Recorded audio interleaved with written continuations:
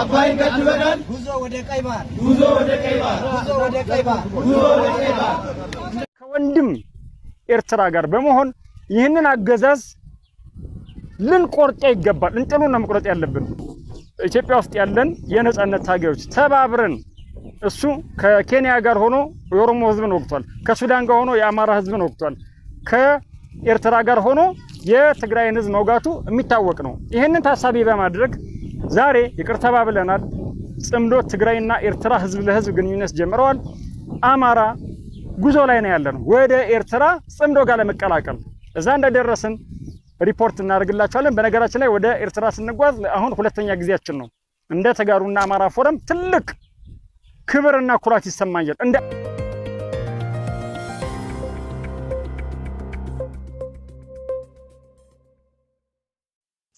سلام تعنا هبلاي كوراتن فتواتن تخاتلتي مدب سابوعين تايمس لمون كم تلمود نزعت الزحرنا يوم حصرتن اوانون زلنا مزيناتات حزنا لكم مصينالنا نسنا مكتالكم عدمه فلما كان عندنا توتم نباهم كنبل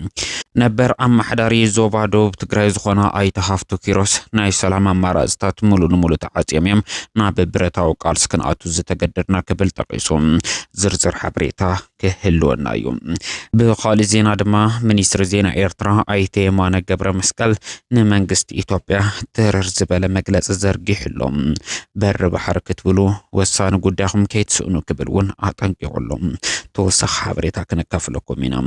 ጉዳይ ጽምዶ ዝምልከተ حدش معبالون نباخم كنقربينا بفلاي عبي مونغو إيرتروين تقارون تجمر ركبة تتلاقي رابز قصل الأوان بوغانا محراه زيتوها بحدش مجلسن نابت إيرترا زيت الأخو تولرت أمحرات سملكات حبريتاون كتسامعهم بخالي وغانا جنرال ودن بيتي نمانجست إثيوبيا بترات انقلهم زرزر حبريتا كهلوان نايو لايك كومنت شير سبسكرايب مقواري زنقعو ببزالخمو سنة يسعن حتي قبرالنا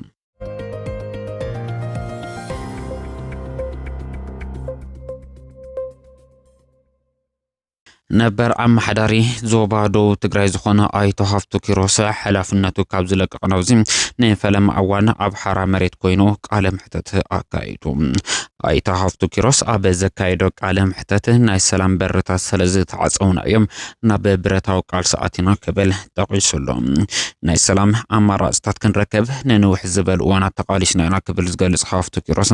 ይኹን እምበር ዝገበርናዮም ቃልስታት ፍረ ከፍርዩ ኣይኽኣሉን ጠበንጃ ዝኣምን ፖለቲካው ኃይሊ ኣብ ልዕሊና ስጉምቲ ሙሳድ መጀመሩ ሲዒቦም ዘለና ብሕታው ኣማራጺ ብረታው ቃልሲ ኮይኑ ሰለጽሕና ይክብል ጠቂሱሎም ቀድሚ ሕዚ ካብ ሰላም ብተወሳኺ ብርክት ዝበሉ ኣማራጽታት ፈቲና ሰላማዊ ዘተ ንምፍጣር ጻዕርታት ጌርና ክብል ዝገልጽ አይቶ ሃፍቱ ኪሮስ كلهم ناي سلام أمارات مسمع صاوم تتحيزم حدش أماراتي كنت كم تجددنا لنا قبليو تحافظ كيراس زقلص مسبلت سجنا مزلوا مركب تتحيزو حتى زقرب له تحافظ كيراس زلنا ركب مس حزبنا ترحيوم مسبلت سجنا زراخب قداي يبلنان عبز حزوان حزبنا لو تيدليوم دليت حزبنا نمعوات دمات أبنجاه تحنجتنا لنا قبل تقيسلهم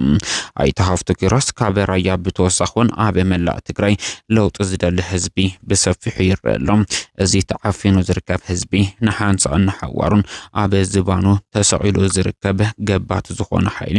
ከንኣሌሉ ብረታው ቃልሲ ጀሚርና ለና ክብል ጠቂሱሎም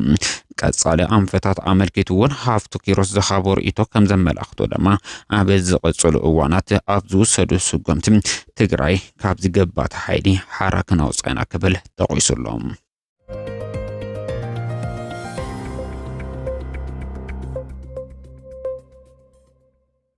ሚኒስትር ዜና ኤርትራ ዝኾነ አይቴ የማነ ገብረ መስቀል መራሕቲ ኢትዮጵያ ቆፎን ህቢ ይትንክፍሉ ክብል ጠቂሱ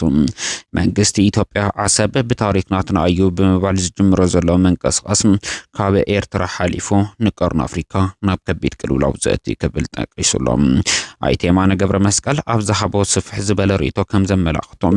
መንግስቲ ኢትዮጵያ ብዘይ በር ባሕሪ ኣይንነብርን ዝብል ዓንቃጽ ቀዋም ሒዙ ዝገብሮ ዘሎ መንቀስቃስ ሓደጋታቱ ገዚፍ ክብል ዝጠቐሰ እንትኸውን እዚ ድማ ኣብ ልዕሊ ኤርትራን ዝወስዶ ስጉምቲ ቆፎ ንህቢ ከም ዝትንክፍ ክፈልጥ ኣለዎ ክብል ገሊጹ ኣሎ። ኣይተ የማነ ገብረ መስቀል ኣብ ዘርግሖ ሓበሬታ ናይ ግሪክ ጥንታዊ ጽዋ ዘዘኻኸረ እንትኸውን ሓደ ንጉስ ምእንተ ወርቂ ክብል ማይን ምግብን ሓዊሱ ጓሉ ዝሰኣነሉ ታሪክ የዘኻኽር። እዚ እውን ብወገን ኢትዮጵያ ዓሰብ ንምርካብ ዝግበር ዘሎ ምንቅስቃስ ካሊእ ዝለዓለ ዋጋ ዘለዎም ጉዳያት ከየስእኖም የጠራጥር ክብል ወሲኹ ይጠቅስ። ካብዚ ብተወሳኺ 44 ሃገራት ዓለምና በሪ ባሕሪ የብለንን ካብዚኣቶም እውን ኢትዮጵያ እያ ኢትዮጵያ እውን ነዚ ኣሚና ክትቅፅል ኣለዋ ክብል ይጠቅስ።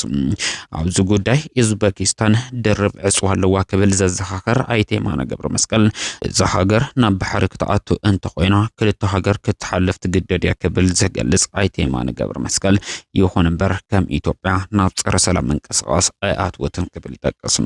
ምስ ጎረባብታ ብሰላም ተኣሳሲራ ልምዓታ እንዳልምዐት ትርከብ ክብሉ ይጠቅስ። ኢትዮጵያ ካብዚ ሃገር እዚኣ ክትመሃር ይግባእ ክብል ድሕሪ መጥቃስ ኣብ ደገ ካብ ዘይረኽባ 44 ሃገራት ዓለምና እቲ ሓንቲ ምዃና እውን ኢትዮጵያ ኣሚና ክትቅበል ኣለዋ ክብል ይጠቅስ። መራሕቲ ኢትዮጵያ ብታሪክ ዓሰብ ናትና እዩ ክብል ንዘቕርብዎ ሓሳብ ፈፂሙ ተቐባልነት ዘይብሉ ጉጉይ ታሪክ ዝብል ኣይተ የማነ ገብረ መስቀል ቅድሚ ሕዚ ኢትዮጵያ ዓሰብ ናትና እያ ኣብ ዝብሉሉ እዋን እኳ ኤርትራ ሕጋዊ ብዘይኮነ መንገዲ ኣብ ትሕቲ ኢትዮጵያ ስለ ዝነበረት እያ ክብል እውን ኣይተ የማነ ገብረ መስቀል ወሲኹ የዘኻኽር። በቲ በለበቲ መንግስቲ ኢትዮጵያ ዓሰብ ንምቁፅፃር እንትመፅም ቆፎ ንህቢ ንምትንካፍ ይመፅእ ከም ዘሎ ክኣምን ኣለዎ ክብል ወሲኹ ጠቒሱሎም።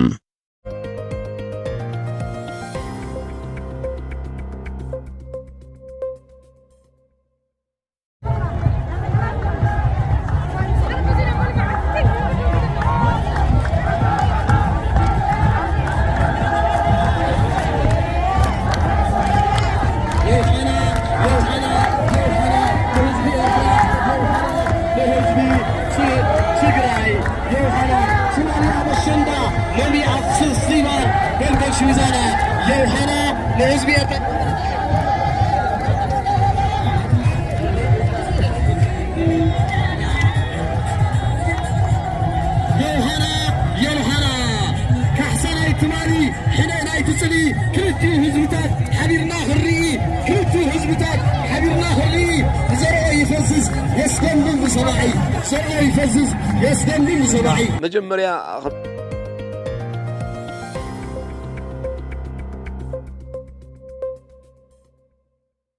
ካብ ላዕሎት ኣዘዝቲ ሰራዊት ምክልኻል ትግራይ እቲ ሓደ ዝኾነ ጀነራል ሃይለ ስላሴ ግርማይ ወድን በይተይ ንመንግስቲ ኢትዮጵያ ብትራ ጠንቂቖም። ጀነራል ወድን በይተይ ኣብ ዘርግሖ ስፍሕ ዝበለ ሓበሬታ መንግስቲ ኢትዮጵያ ብሰማይ ይኹን ብምድሪ ምድላዋት ይገብርሎም ካብ ዝነበሩ ዓቕሚ ይውስኸሎ ክብል ዋላ እኳ እንተጠቐሰ ንሕና እውን ኣብ ዝነበርናዮ ጠጠው ኣይበልናን ክብል ምክሪ ሓሳቡ ዘርጊሑሎም። ብወገን ኣዘዝቲ ሰራዊት ኢትዮጵያን መንግስቲ ኢትዮጵያን ፈኸራታት ኩናት ይስምዑሎም። እዚ ንዓና ፈፂሙ ኣየሰንብደናን ክመፅን ዝኽእል ኩሉ ክንምክት ኢና ክብል ጠቒሱሎም። አሁን የተለየ ሁኔታ ነው ያለ።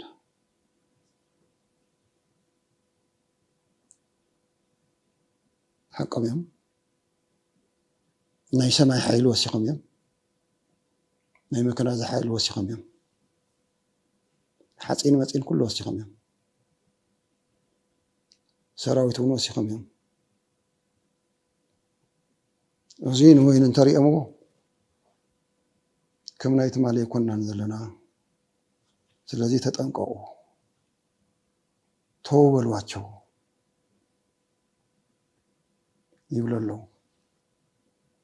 እዚን ተይሎም እዚ ክሳዕ ዝገብሩ እዮም